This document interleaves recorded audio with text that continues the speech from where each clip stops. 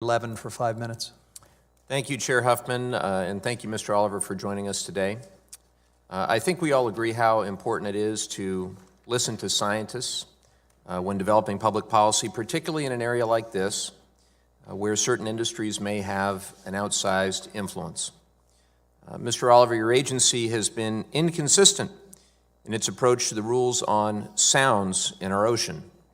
First, in the Gulf, your rules say that some sounds below 160 decibels can negatively impact whales, yet in the Atlantic, you allow all sounds up to 160 decibels, some of which wouldn't be allowed in the Gulf. 160 decibels, as you may know, can rupture human eardrums. So my question for you, Mr. Oliver, is did any career scientists or other career staff object to the differences in these policies? Did they write any memos or emails to voice their concern, or did they express their concerns orally?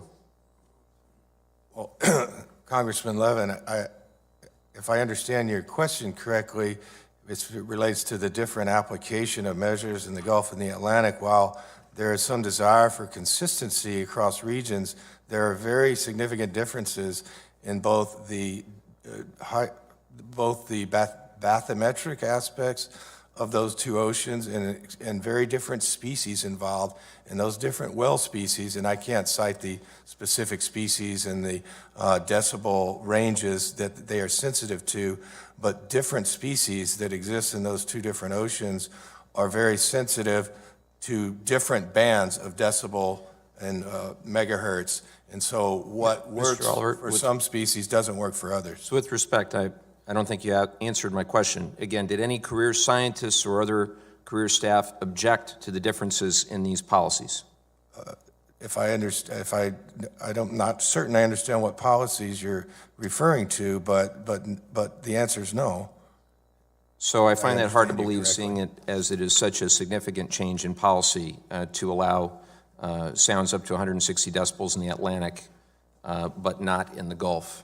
That's the correct policy, right? My understanding is those differences are based on the scientific expertise of career staff who recognize the appropriateness of those different applications. And can the committee see any evidence of that disagreement with scientific backup?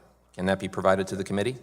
We'll certainly provide you all the scientific information we use in making those determinations. Yes, sir. That'd be helpful. And Mr. Oliver, this wasn't the only controversial decision the agency made. You also decided not to look at the cumulative impacts of the authorizations you issued. Similar question, did any career scientists or other career staff object to the failure to evaluate cumulative impacts of multiple incidental harassment authorizations, or IHAs? No, sir, not to my knowledge. I also find that very hard to believe given the significance of the policy.